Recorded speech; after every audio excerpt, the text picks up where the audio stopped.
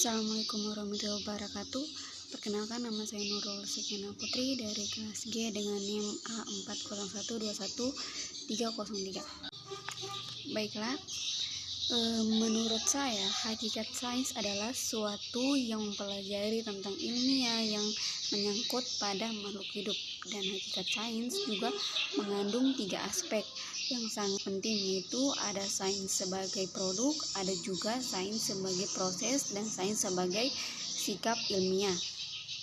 Terus juga saya berpendapat tentang ketiga aspek tersebut. Yang pertama yaitu sains dalam segi produk, yang dimana itu menyangkut tentang pengetahuan, fakta, konsep, dan hukum. Yang harus kita ketahui bahwa produk sains harus memiliki tujuan yang pasti dan sudah pastinya mempunyai izin untuk diedarkan. Terus proses hakikat sains, yaitu kita harus mempunyai keterampilan dan sikap yang berhubungan dengan suatu hal yang ingin kita kerjakan, karena segala sesuatu harus memiliki proses yang pasti dan matang. Dan juga sikap sains, yaitu kaitan harus memiliki sikap yang profesional terhadap produk atau penemuan yang ingin kita buat, dan harus memiliki sikap keberanian dan bertanggung jawab. Materi 1 yaitu tentang ciri-ciri makhluk hidup dan keanekaragaman makhluk hidup. Salah satu contoh yaitu pada hewan.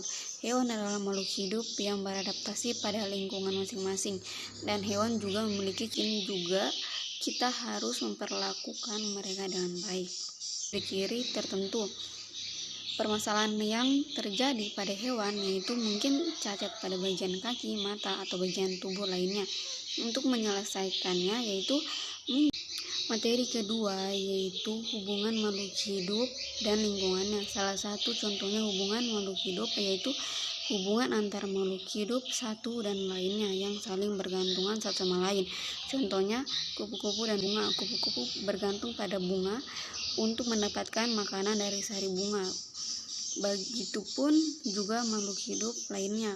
Permasalahan yang bisa terjadi yaitu perubahan cuaca yang bisa membuat bunga mati atau layu, sehingga tidak ada lagi tempat kupu-kupu, lebah mencari makanan, dan cara untuk menyelesaikan itu dengan menjaga dan melestarikan tanaman. Materi ketiga yaitu pertumbuhan dan perkembangan makhluk hidup. Salah satu contohnya perkembangan pada manusia yang dimulai dari dalam rahim sampai dilahirkan. Permasalahan yang biasa terjadi yaitu cacat sejak balita, sehingga membuat mereka sedikit susah beradaptasi. Cara untuk mengatasinya adalah dengan cara memperlakukan mereka dengan khusus, sehingga mereka tidak merasa berbeda. Materi keempat yaitu struktur tubuh pada manusia. Salah satu contohnya sistem kekebalan tubuh. Sistem kekebalan tubuh itu untuk mempertahankan tubuh terhadap bakteri atau virus yang mungkin akan menyerang tubuh. Agar terhindar dari bakteri dan virus, kita harus memiliki asupan gizi yang lengkap dan harus rajin berolahraga. Materi kelima yaitu tentang sistem organ tubuh pada manusia. Salah satu contohnya yaitu sistem organ pernapasan, yang dimana berfungsi untuk membantu proses udara masuk atau keluar dan dari dalam tubuh. Dan juga permasalahan dari sistem ini yaitu gangguan pernapasan. Maka dari itu kita harus rajin berolahraga agar pernapasan dapat berjalan dengan lancar.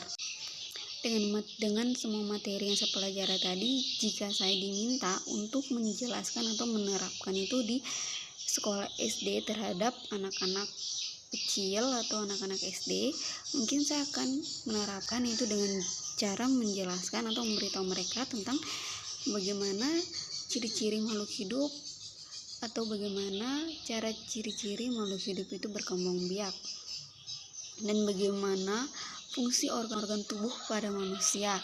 Dan mungkin saya akan menjelaskan itu dengan cara yang cukup sederhana sehingga mereka bisa mengerti atau bisa menangkap dengan baik.